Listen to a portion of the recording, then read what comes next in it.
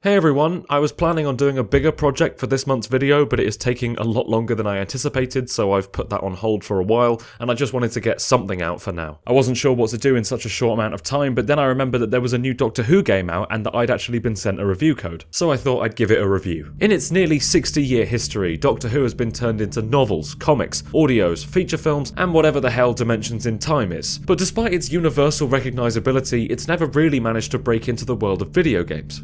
I don't even like playing video games. Nobody calls them video games. Obviously, there have been some gaming releases. You don't have to rush to the comments to tell me that I forgot to mention the 2013 50th anniversary Google Doodle minigame, or LEGO Dimensions, or whatever Matt Smith was up to on the Nintendo. What I mean is, there have been very few proper Doctor Who games, and none for a very long time. Edge of Reality attempts to fix that, and honestly, I think it's done a pretty decent job, and I'd like to dive into why. I want to go to the pub right now. Are there video games there? I love video games. This game is a really interesting beast. It's a combination of a port and a sequel expansion to a 2019 virtual reality experience called Edge of Time. I've played both games. In fact, I'd only just finished the VR one when the new one came out, so they're both pretty fresh in my mind, and they're mostly pretty similar. Edge of Reality adds a few new levels, and David Tennant now appears to bring the game's new story to life, which is to say, he adds a shred of appeal to the casual audience. Because of the way this game came about, it has this really funny bit where the story wraps up and is very clearly where the VR game ended, and then it starts right back up again. I think tacking on the extra content at the end was the only way they could have done it, but it does impact the pacing a tad. Still, you're swept up in the new story pretty quickly. The story as a whole is nonsense. If your eyes don't glaze over at the science fiction gobbledygook, you're a better Doctor Who fan than I am. The Doctors task you, a random human, to go places and do things to save the universe from a very scary threat. Thinking about it, the actual threat is very similar to Flux. Something is tearing through the universe and eradicating everything in its path, across time and space. If you are someone who cares about canon, don't be, but also it may strike you as slightly odd that the 13th Doctor has now faced two very similar fast-spreading threats to existence itself and doesn't ever draw the comparison. In fairness, you mostly deal with this threat on your own, with the occasional exposition dump from the Doctors, who add a nice bit of authenticity to the experience. They're fun, and I'm not immune to the fan excitement that comes from hearing Doctor Who speak to me. As I said in my last video, Jodie Whittaker really suits the patronising second-person hand-holding line delivery. David Tennant seems to struggle to sound quite right in audio, but I think you adjust to it quite quickly. And once you're in the swing of things, he has some really nice moments. The two Doctors never really interact, however. They're probably saving it for the inevitable anniversary special. What's also funny is that the VR game avoids showing any humans, because nothing would ruin the immersion more than some dodgy character models. So the Doctor is mostly talking to you as a disembodied voice or obscured on a screen or hologram. But in this one, clearly no such call was made. So that means you have a few hours of the initial VR gameplay where the Doctor is only ever a voice or on a screen. But then in the last 45 minutes, they're just there. It's really funny, especially because they look really funny. It's bizarre, the game mostly looks great. The environments are pretty and detailed and realistic. The enemies look cool. It's all a visual step up from Edge of Time. But oh boy, those Doctors. I'd say they probably look worse than the Matt Smith model from the adventure games over 10 years ago. But they sound like Doctor Who and they're written like Doctor Who, and that's what really matters. The game's climax actually has some interesting moral questioning of the Doctor, which for 13 is absolutely unheard of, so I have to thank writer Gavin Collinson for doing more than Chris Chibnall has ever done on that front. There's not a huge amount of concrete stuff to praise as far as the script goes, but that doesn't mean I'm not praising it. It gets the Doctor Who vibe really right, even though the narrative is really just a convoluted excuse to get you to the baddies and the unique gameplay set pieces that they bring with them. On that note, let's talk about gameplay. The game seems to acknowledge that the original game's major appeal was the immersion that came from actually being there in VR. But there's been real attempts to overcome that with design changes that adapt the VR stuff to work on consoles, and supposedly PC, although it's pretty much unplayable without a controller right now. And even with a controller, the game doesn't really tell you how to play it. I hate when a game holds your hand, but at the same time, it would be nice to know what the hell is going on. At the start especially, there are parts of the level that you need to interact with that are completely indistinguishable from the decorative details. At one point I just found myself pressing X on everything. The puzzles range from tedious to actually great. The best ones are the ones that feel nothing like you're just playing a VR game that's been smushed onto a flat screen, because a few of them were clearly designed to be done with real movement and dexterity. It's funny because those moments make the game feel like a downgrade, whereas other elements feel like a remaster. Obviously, movement in the VR game was limited, so there wasn't a huge amount, but that's not an issue in a normal game like this, so they've given it a bit more emphasis. There's even a bit of platforming in the final sequence, which is great. I love platforming, except you can't jump. I was thinking throughout my playthrough that it would be nice if you could jump, but there was no real reason to, and then right at the end was very much a reason to. There are also some open areas to traverse and explore. I like a lot of them, they add to the scope and scale, but others, especially early on in the game, are overly linear. Getting to a puzzle only to be told that I needed to have been collecting a certain type of item for the whole level is pretty frustrating, and backtracking in a straight line through the bare environment isn't my idea of fun. But you know what is my idea of fun? Fun. And you know what is fun? The baddies. Most of them are iconic returning Doctor Who aliens. The Daleks are too unstoppable to do anything but hide from, so they lead to a nice sneaky sequence. The Cybermen are the new addition, making great use of the non-VR movement capabilities of modern joystick technology. They chase after you, and they don't stop,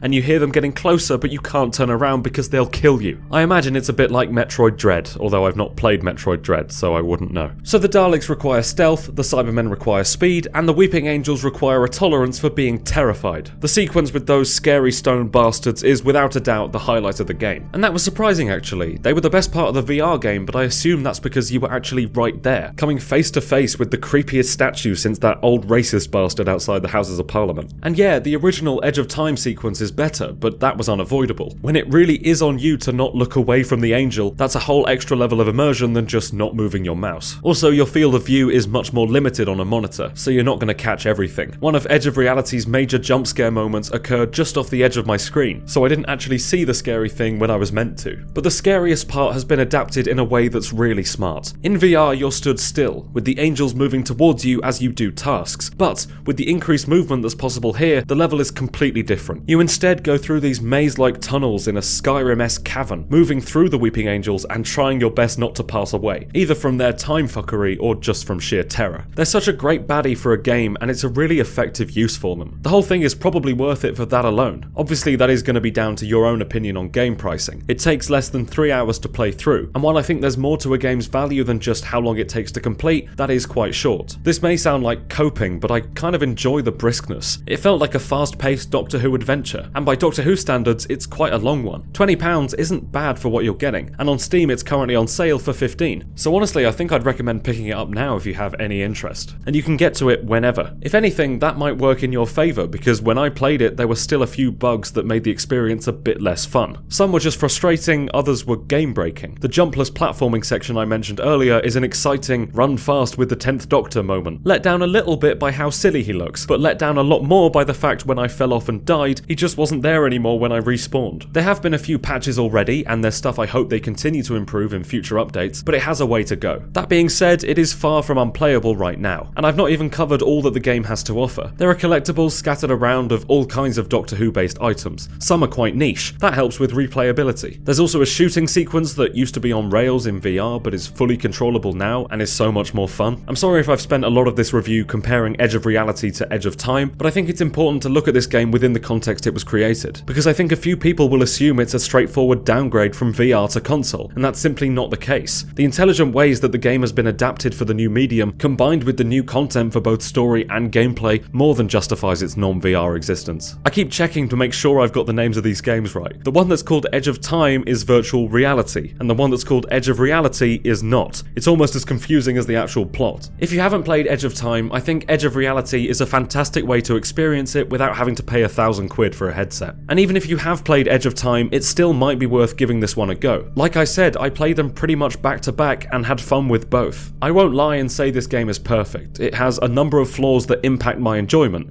but when it's good, it's really good. Without a doubt, it's up there with the best Doctor Who games we've ever had. I know the competition isn't exactly steep, but this goes towards giving the series a real video game entry. I hope it's not the last one we get, and I hope it's not the last one Maze Theory makes. And this is where I ask your opinion, on a few things really. If you've played this game, how did you feel about it? What are your favourite Doctor Who video games? Should I make videos about them? Let me know in the comments. Thank you so much for watching. If you like this video, like it, and subscribe if you haven't already. I make Doctor Who videos, Star Wars videos, Marvel videos, all kinds of videos. I've got a nice Christmas one coming in 4 weeks. Until then, follow me on Twitter and check out the description below for all my other links. Also, I have a podcast called Diving Into Why. There are links to that too. Last time we covered the first half of Flux, and in 2 weeks' time we'll cover the second half of Flux, among some other things. I'll see you soon. Love you lots.